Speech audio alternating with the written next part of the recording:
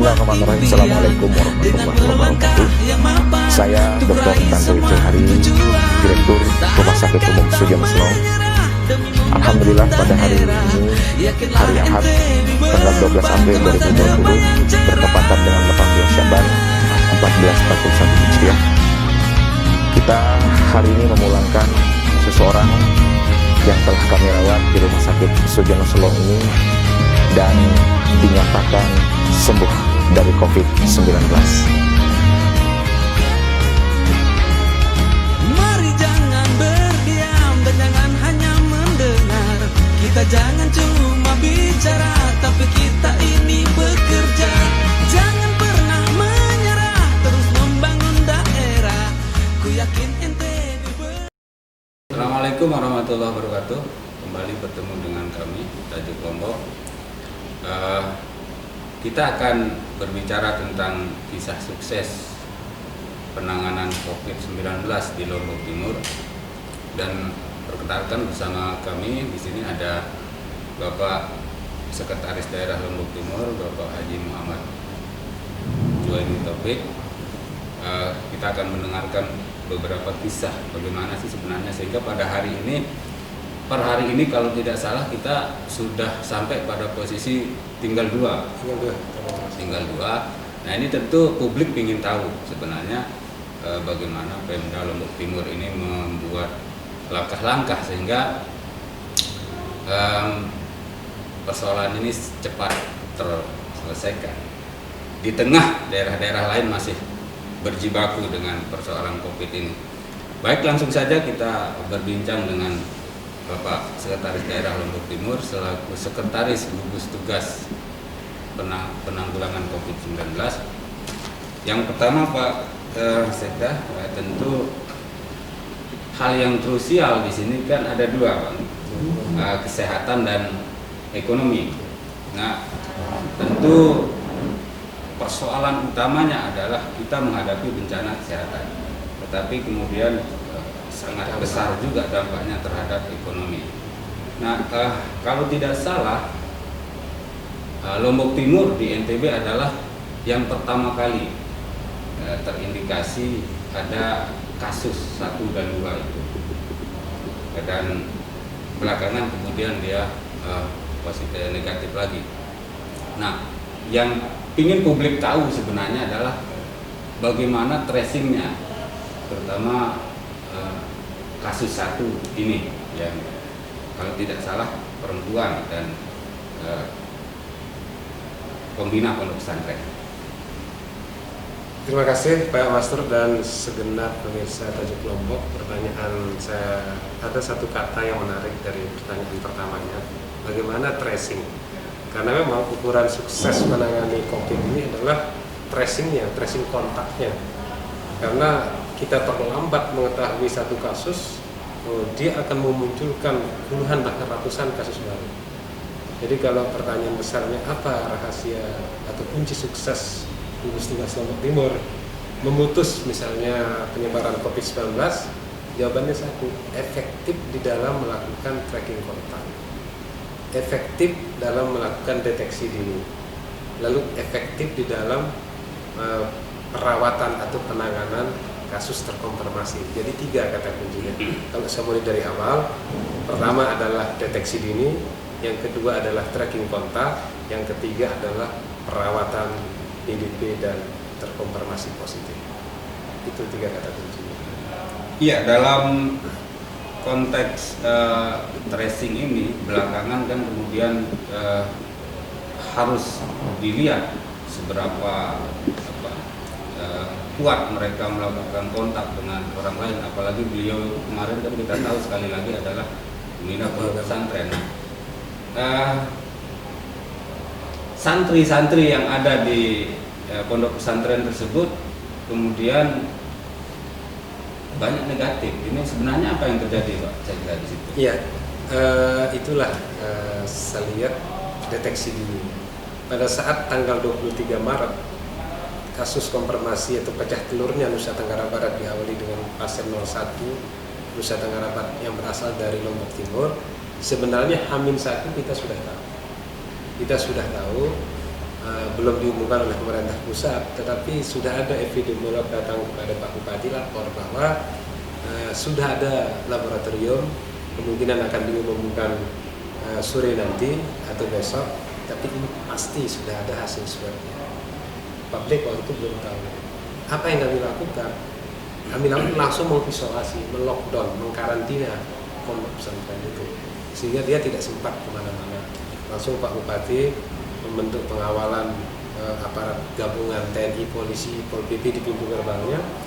Langsung kami juga menyiapkan segala kebutuhannya, ada 146 yang ada di dalam pondok pesantren itu. Lalu besoknya sudah jelas ada pasien 0102, kita langsung bawa ke RSUP provinsi. Nah, tinggal kita menghadapi, men-tracking siapa kontak erat pasien 0102. Yang dipastikan kontak erat itu kan yang ada di lingkungan pondok. Ya. Apa langkah yang kita lakukan? Tentu merapid testnya. Alhamdulillah yang reaktif saat itu kalau tidak salah hanya 3. Seingat saya pasien 01 ini ada klaster Jakarta ini punya kasus positif 6, terkonfirmasi 6, 01, 02, lalu ada sopirnya, ada yang ada menantu, sama ada satu lagi santrinya satu. Hanya itu terkonfirmasi positif dari klaster aib nyambuk atau klaster Jakarta.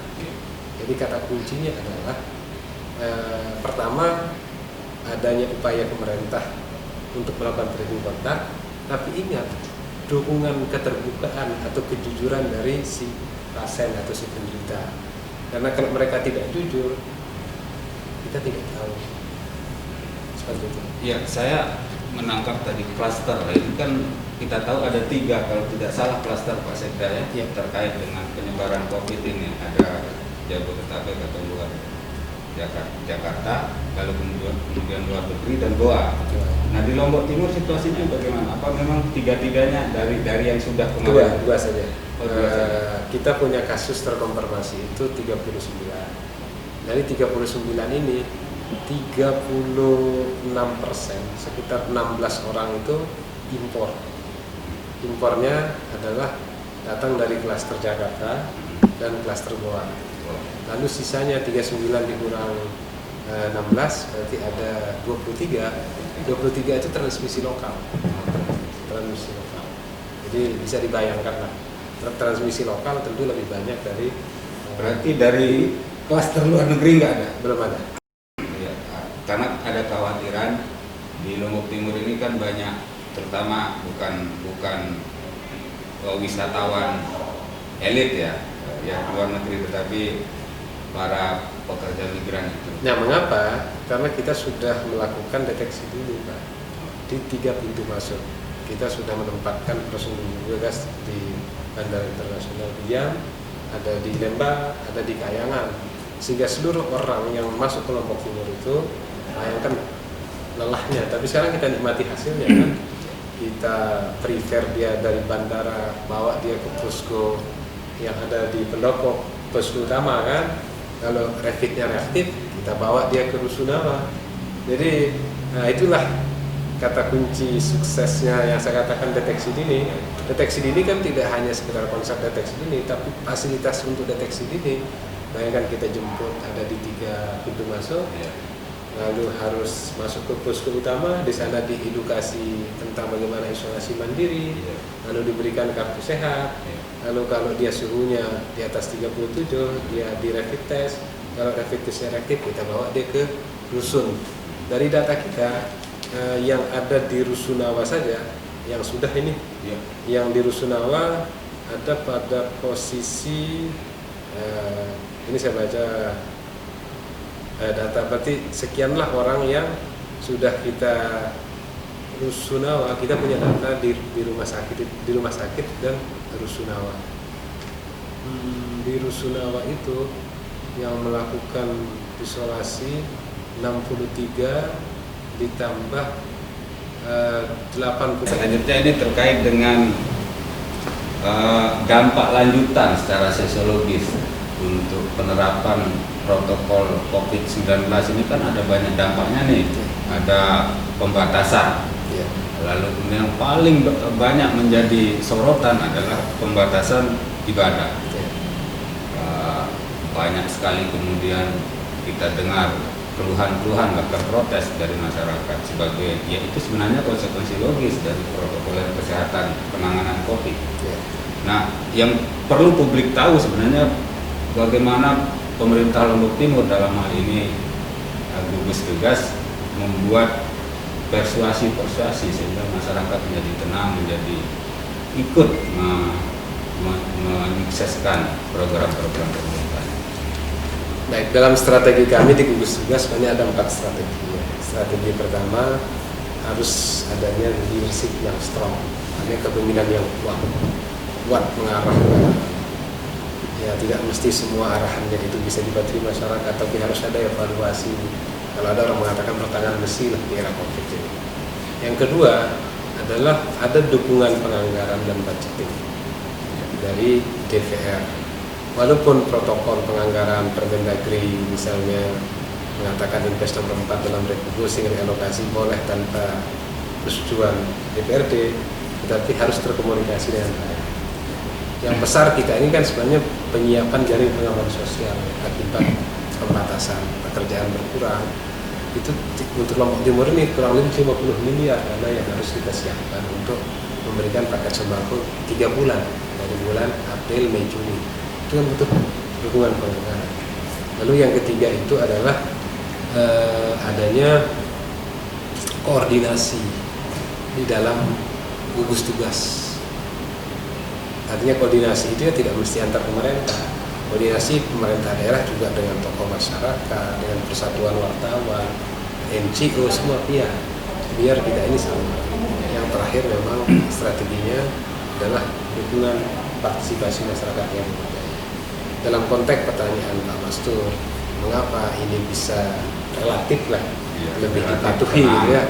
Ya saya membaca strongnya pimpinan, kuatnya koordinasi, dan adanya koordinasi tidak saja antar pemerintah daerah, tetapi pemerintah daerah dengan tokoh agama, tokoh masyarakat, para mubalik, sehingga kita bisa mendengar himbauan majelis ulama, himbauan pemerintah diumumkan juga lewat corong-corong masjid, sehingga masyarakat di level terbawah itu pesannya sampai, bukan sekedar pemerintah. Percuma pemerintah buat maklumat, buat pengumuman, buat himbauan, tapi tidak sampai kepada masyarakat yang ada di perdesaan. Siapa yang bisa menyampaikannya? Media. Siapa yang bisa menyampaikannya? Lewat corong masjid, alim ulama kita. Dan itu terjadi di Lombok Timur. Ya, yang pasti Pak Sekda ini juga kan terkait dengan pengetahuan masyarakat tentang posisi COVID-19 ini, bagaimana proses penularannya, sehingga kemudian bagaimana pemerintah daerah dalam hal ini spesifik saya ingin tanyakan Pak Sekda, melibatkan tokoh-tokoh lokal dalam memberi penjelasan kenapa kita harus tidak katakanlah berkumpul baik itu sholat jamaah maupun sholat Jumat. Iya, pertama secara nasional kan pemerintah itu bergandengan tangan dengan MUI, Majelis Ulama Indonesia. Tetapi Pak Bupati juga ada terobosan. Terobosan yang kedua itu adalah ada ceramah ramah COVID lewat media selaparan. Ya, beliau juga Tuan Guru soalnya. Yang ketiga, Pak Bupati juga membuat surat keputusan tokoh agama yang ramah COVID. Nah, ya, itulah yang nanti actionnya di masjid. Ya. Tuan Guru ini kan juga didatangi, bukan saja dia ceramah, tempat orang bertanya. Misalnya, apa hukum kita Pak Tuan Guru 2 kali kita tidak menjalankan sholat Jumat? Padahal ada nas yang mengatakan atau hadis yang mengatakan, saya bukan ahli agama, kalau kita tidak menjalankan sholat Jumat 2 kali berturut-turut, 3 kali ya? 3 kali berturut-turut, itu hukumannya sangat besar. Kita ini kan sudah 3 kali berturut-turut. Iya. Nah, tapi Tuan Guru menjelaskan ya karena kita dalam suasana pandemi ini lo juga ada nasnya, ada dalilnya kan gitu. Terima kasih Pak. Jadi tinggal mungkin pemirsa tinggal 2 saja pertanyaan yang Pak Sekda juga banyak menoleh jam karena memang ada aktivitas lagi. Yang selanjutnya ini terkait dengan tadi JPS ya, Ya. sudah disinggung Jaring sedikit pengaman tadi. sosial. Jaring pengaman sosial itu tentu saya tidak ingin tanyakan 8 yang lain, yang satu saja, ini satu sumber yang bansos kabupaten itu. Ini juga salah satu success story loh Pak, sehingga ini tidak ada persoalan kelihatannya dari tahap pertama kemarin pembagiannya. Apa ini karena memang ada pelajaran JPS? Nah, pertama begini, ada dua sumber masalah. Sumber masalah pertama itu adalah bisa saja pendataan, yang sumber masalah kedua itu bisa saja paketnya, kan begitu. Ya jujur kami juga tidak mengklaim diri sukses amat, tetapi komplain lebih sedikit lah dibandingkan dengan JPS yang lain. Misalnya BST itu kita kirim nama 80.000, tetapi sampai hari ini pun baru terkonfirmasi 50.000. Maka 30.000 ini kan cukup besar bagi masyarakat kita. JPS Gemilang, BLT Dana Desa. Untuk sukses story di JPS Kabupaten Lombok Timur, sebenarnya kami fleksibel. Bayangkan awalnya kami hanya merencanakan data itu 50.000. Tapi begitu masuk ke ini address dari desa, karena prinsipnya adalah JPS Kabupaten itu menutup JPS yang lain supaya seluruh masyarakat terdampak COVID, tidak hanya yang miskin kan, kalau miskin saja kan hanya 16,45%, tapi hampir seluruh masyarakatnya terdampak COVID. Itu posisi kabupaten itu penutup. Setelah ada binding address JPS dari BPNT, dari BST, dari JPS Gemilang, BLT Dana Desa, baru Lombok Timur itu masuk. Ini pun baru ada evaluasi. Mengapa kami menyelesaikan datanya. Setelah kita tambah dari 20.000 ke 70.000, muncul lagi binding address dari desa minta tambahan lagi hampir 30.000. Akhirnya perintah Pak Bupati, direksinya Pak Bupati kepada kami, coba evaluasi dulu. Bisa jadi ganda. Yang kita khawatirkan itu adalah karena bentuk JPS ini kan dua, ada yang nampak, ada yang tidak nampak. Yang nampak itu kan sembako, ada BPNT, ada JPS Gemilang, ada JPS Kabupaten. Yang tidak nampak ini kan uang, ada BST, ada BLT dan ada desa. Saya tidak nampak lah. Bisa dia double, sudah menerima uang, kepingin dapat paket. Sementara kemampuan kita juga terukur, terbatas dan terukur. Artinya yang penting tidak boleh double. Yang tidak boleh itu double. Semua boleh mendapatkan, tetapi hanya satu paket JPS. Ya, ini yang terakhir saya kira sudah banyak riset Pak Sekda bahwa kita sukses dalam mengendalikan COVID-19 ini di Lombok Timur. Kita bisa anggap dia sukses, tetapi ada banyak riset bahwa pandemi dalam sejarahnya itu selalu ada gelombang berikutnya. Bahkan itu kadang lebih dahsyat gelombang berikutnya. Nah, ini penting bagi publik biar nyaman bagaimana strategi pemerintah kabupaten itu saja dalam hal ini dalam mengantisipasi gelombang kedua pandemi ini. Moto kami sebenarnya ikut protokol, ikut himbauan-himbauan yang dari pemerintah lebih tinggi. Namun demikian, kita memahami bahwa COVID itu mengajarkan kita banyak hal. Harus ada perubahan budaya masyarakat, harus ada perubahan budaya pemerintahan. Anggaplah kalau dulu kita mau adakan pertemuan satu membahas saja harus ke Jakarta. Sekarang sudah ada namanya webinar, sudah ada. Ini kan pola-pola baru, jaga jarak.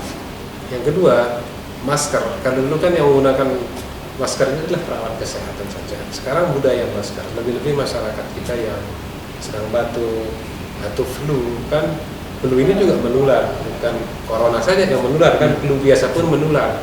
Kalau dia menggunakan masker, paling tidak melindungi orang lain.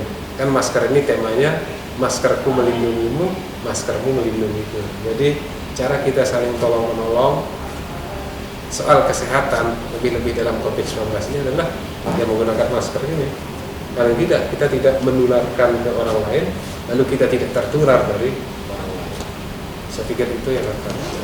Ya, berarti intinya dalam konteks antisipasi itu akan muncul keyakinan beliau ini new normal istilahnya, atau ada kesimpulan baru. Saya kira cukup apa yang disampaikan oleh Pak Sekda. Sekali lagi terima kasih Sekda. Sekian laporan khusus atau special report kita terkait kisah sukses pengendalian COVID-19 di Lombok Timur. Anda simpulkan. Assalamualaikum warahmatullahi wabarakatuh.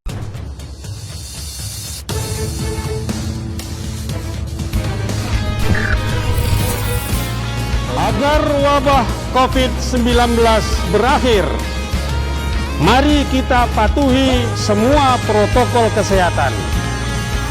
Gunakan masker, karena maskerku melindungimu, maskermu melindungimu. Bersama kita bisa lawan COVID-19 di Lombok Timur. Bukan sebuah impian dengan melangkah yang mapan untuk raih semua tujuan. Tak ada kata menyerah demi membangun daerah. Yakinlah ente